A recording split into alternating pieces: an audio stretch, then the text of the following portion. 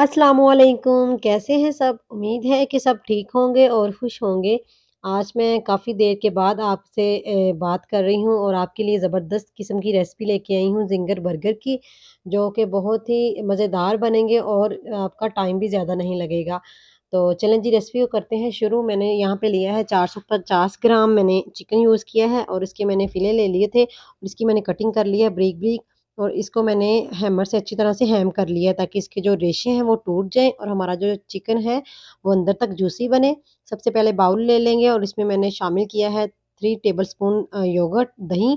इसको हमने अच्छी तरह से फेंट लेना है और ये बिल्कुल थिक वाला योगर्ट होना चाहिए, इसमें बिल्कुल भी पानी शामिल नहीं होना चाहिए। और इसके बाद मैं इसमें शामिल कर दूँगी हाफ़ टेबल स्पून इसका लहसुन का पाउडर और हाफ़ टेबल स्पून इसमें हम शामिल करेंगे अदरक का पाउडर। अगर आपके पास ये पाउडर मौजूद नहीं है, तो आप अदरक लहसुन का पेस्ट भी यूज़ कर सकते हैं, लेकिन ज़िंगर बर्गर में ये अगर आप अदरक लहसुन का पाउडर यूज़ करेंगे, तो आपकी ऑथेंटिक बिल्कुल रेसिपी बनेगी, जैसे आप बाज़ार से खाते हैं।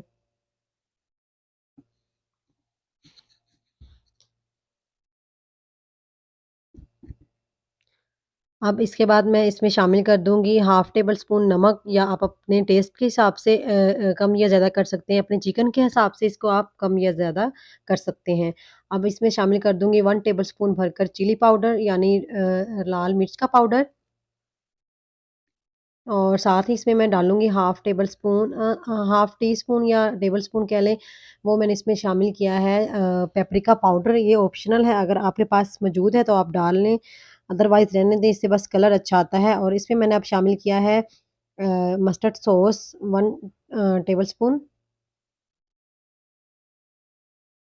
और इसमें मैंने शामिल किया है 1 लेमन, इसका मैंने जूस इसमें शामिल कर दिया है और अब हम इसकी अच्छे से मिक्सिंग कर लेंगे। और यहाँ पे मैं भूल गई थी विनेगर डालना, बाद में मैंने इसमें 1 टेबलस्पून विनेगर भी ऐड किया है।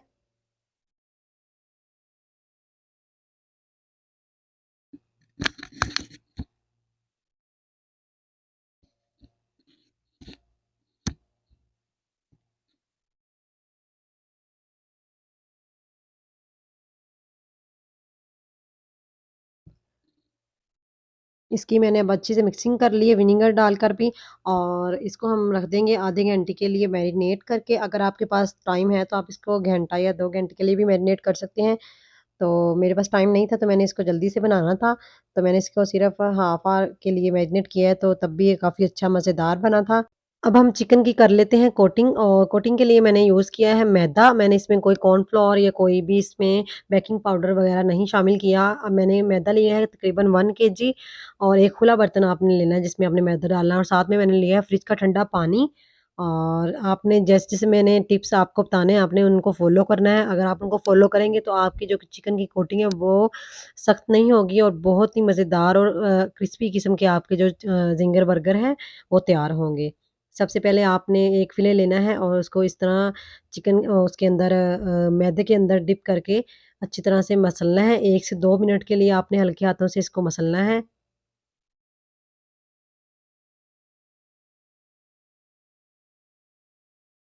अगर आप खुला बर्तन लेंगे तो अच्छी तरह से आप इसको इसके ऊपर कोटिंग कर सकेंगे चिकन के ऊपर।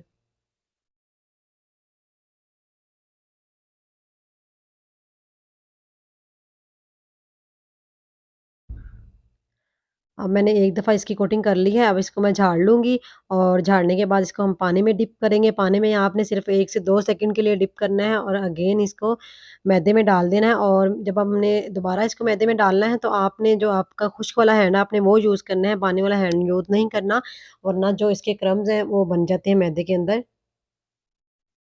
अब आपने 2 से 3 मिनट के लिए इसको दोबारा से इस तरह जैसे मैं हैंड की पोज़ीशन कर रही हूँ, इस तरह आपने इसको मसलना है, ताकि इसकी कोटिंग जो क्रम्स हैं वो ज़्यादा से ज़्यादा बने।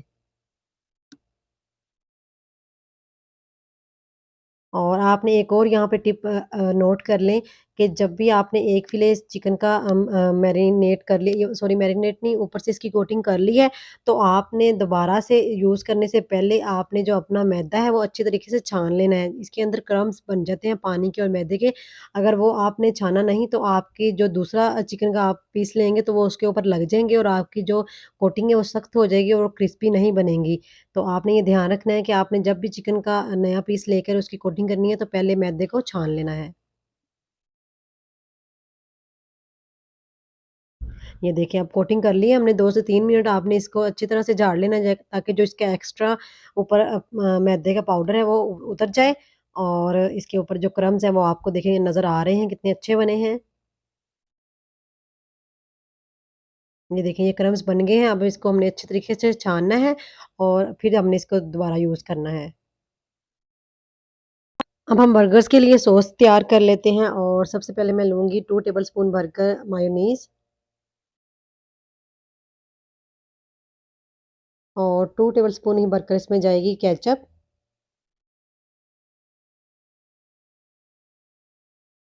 आप चाहें तो इसमें चिली सॉस भी ऐड कर सकते हैं, हाफ़ टी स्पून या टीस्पून, अगर आपको स्पाइसी बर्गर्स पसंद हैं। और अब इसमें मैं शामिल कर दूँगी 1 टीस्पून मस्टर्ड सॉस।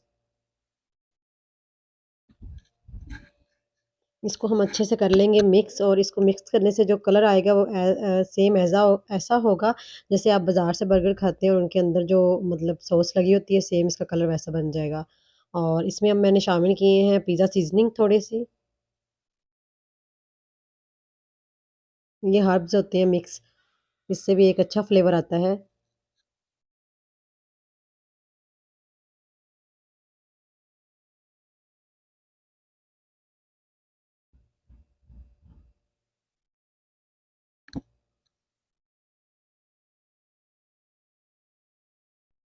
अब हम चिकन को करते हैं फ्राई। ऑयल को मैंने पहले ही हीट अप कर लिया। आपने अच्छे तरीके से ऑयल को कर लेना है गरम और इसमें डाल देना है आपने चिकन का पीस और चिकन डालने के बाद आपने इसकी जो हीट है वो दरमियानी कर लेनी है और आपने एकदम से इसको हिलाना नहीं है। तकरीबन 2 मिनट बाद आपने इसकी साइड चेंज करनी है।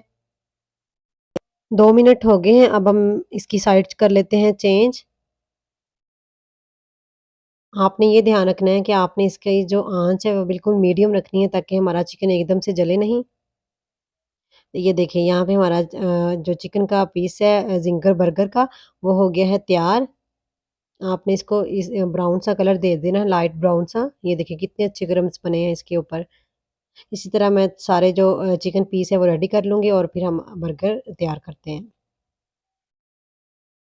ये देखिए मैंने तैयार कर लिए हैं सारे चिकन के पीस। ये देखिए कितने क्रिस्पी और मज़ेदार लग रहे हैं और ये वाक़ई ही बहुत मज़ेदार बने थे और साथ में मैंने सलाद पत्ता काट लिया है और साथ में मैंने बर्गर्स को टोस्ट कर लिया है तवे के ऊपर।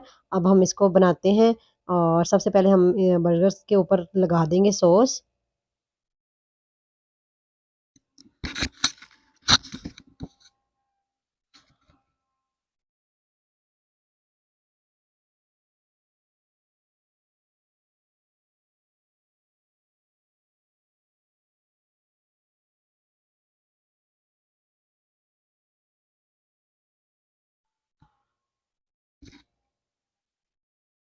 अब मैं इस पे लगा दूँगी सलाद पत्ता। अगर आप चाहें तो आप सलाद पत्ता फुल भी रख सकते हैं।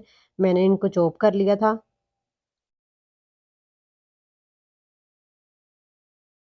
और इसके ऊपर रखेंगे हम चिकन का ज़िंगर बर्गर, चिकन का पीस यानी ज़िंगर बर्गर का पीस और फिर इसके ऊपर हम लगाएँगे चीज़।